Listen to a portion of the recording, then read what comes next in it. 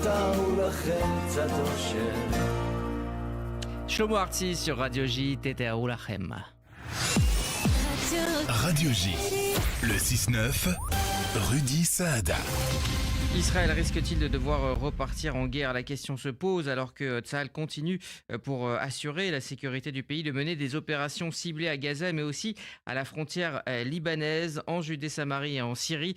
Nous allons faire ce matin le tour de ces fronts avec Stéphane Juffard, rédacteur en chef de la MENA, de la Metula News Agency, analyste stratégique. Bonjour à vous Stéphane Juffard. Oui, bonjour Rudy et bonjour aux auditeurs téléspectateurs de Radio J. Merci d'être avec nous ce matin. Effectivement, vous pouvez nous voir sur YouTube si vous vous connectez par Internet. Alors, on va commencer ce matin avec donc l'actualité la plus chaude. Ces deux responsables du Hamas qui ont été éliminés hier. Israël semble veiller au grain et au respect de ce cessez-le-feu et ne tolérer aucun débordement. Mais quelle est la stratégie militaire à long terme d'Israël dans la bande de Gaza alors que l'accord Trump doit aller vers sa deuxième phase? Justement, ça dépend pas que de nous.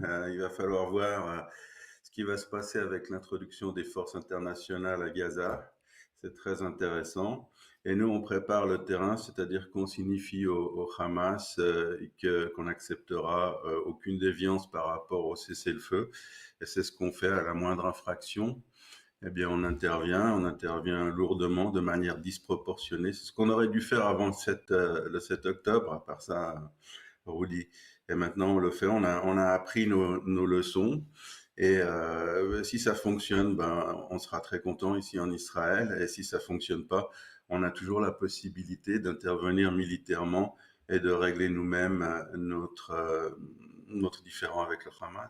Mais est-ce que cette liberté d'action sera la même quand des troupes internationales, comme le prévoit le plan Trump, seront positionnées à Gaza? Est-ce que ça va pas être plus compliqué?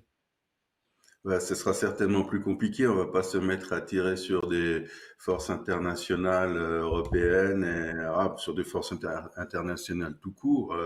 Ils sont là-bas pour désarmer le Hamas, pour instaurer un cessez-le-feu complet. Donc, on peut pas se permettre on pourra pas se permettre de faire certaines choses.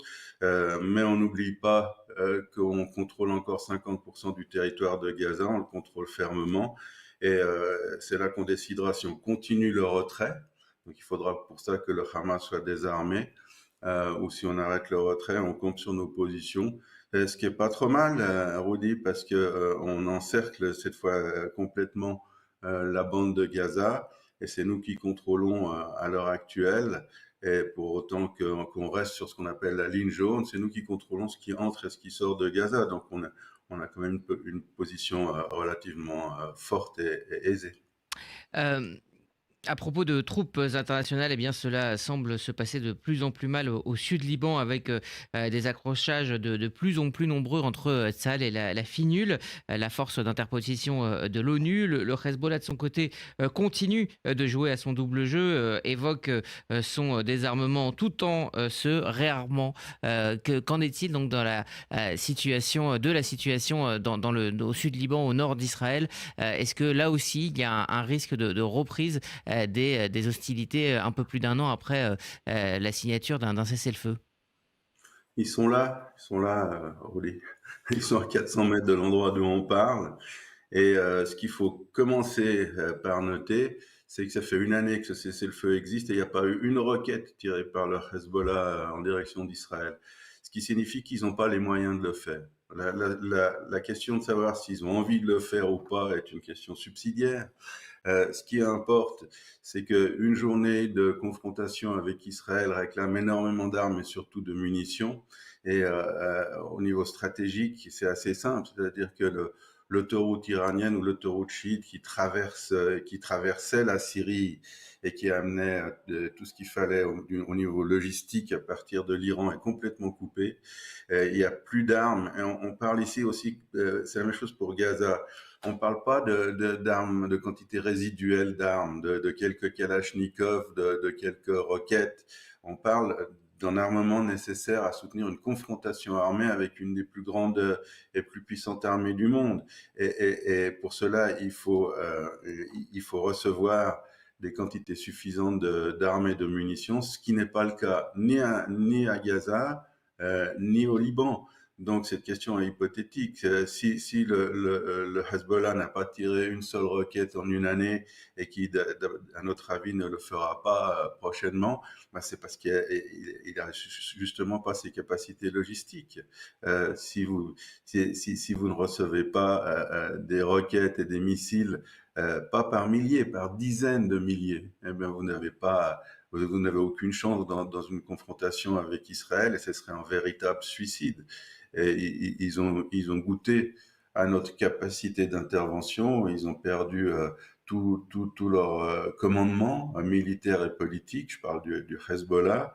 Ils savent ce que signifie une guerre avec Israël, et ils comprennent quand même, il ne faut pas être prix Nobel pour le comprendre, qu'ils n'ont aucune chance, que ce qu'ils peuvent faire, c'est essayer de se redéployer sur le terrain, préparer l'avenir à long terme, mais à moyen terme, ils ne vont pas essayer de renouveler la guerre avec Israël.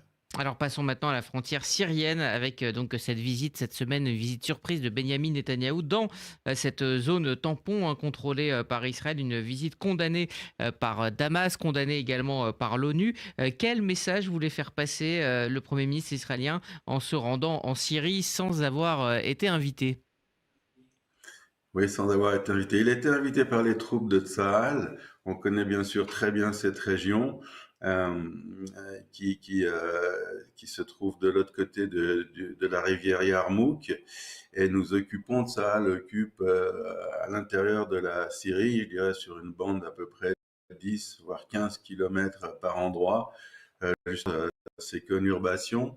Et d'ailleurs, d'après ce que j'ai pu me rendre compte, la population est très satisfaite parce qu'elle reçoit des vivres, des soins médicaux, enfin tout ce qu'il faut de la part d'Israël. Et nous sommes installés là-bas pour nous assurer que rien de fâcheux ne se passe, ni au sud de Damas et ni à l'encontre d'Israël. Alors notre position, c'est qu'on est tout à fait d'accord de négocier avec la Syrie sur cette base, c'est-à-dire il n'y a pas d'attaque contre les Druzes, il n'y a pas de rapprochement de forces armées de notre frontière dans le Golan.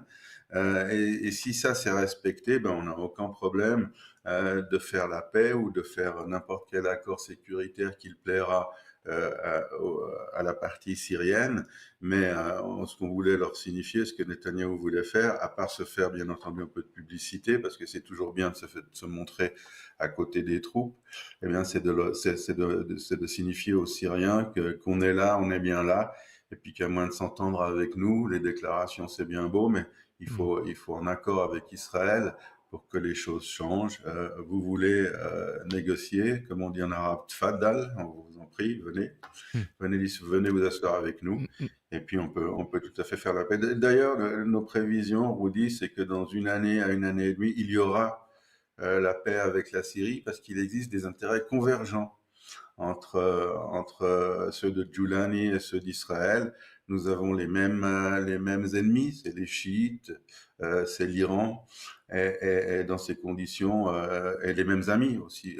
Si Giuliani était à Washington, nous aussi on va à Washington, et le président Trump pousse tant et plus les 4 fers pour justement arriver à un accord entre Israël et la Syrie, ce qui neutraliserait en front. Et au niveau stratégique, de nouveau, c'est très important de neutraliser en front. Merci à vous Stéphane Jouffa. Donc je rappelle que vous êtes analyste stratégique et rédacteur en chef de la Metula News Agency. Merci d'avoir fait avec nous le point donc sur ces 3 fronts et ils ne sont pas les seuls sur lesquels Israël est engagé. Vous écoutez Radio J, excellent réveil à toutes et à tous. Dans un instant, le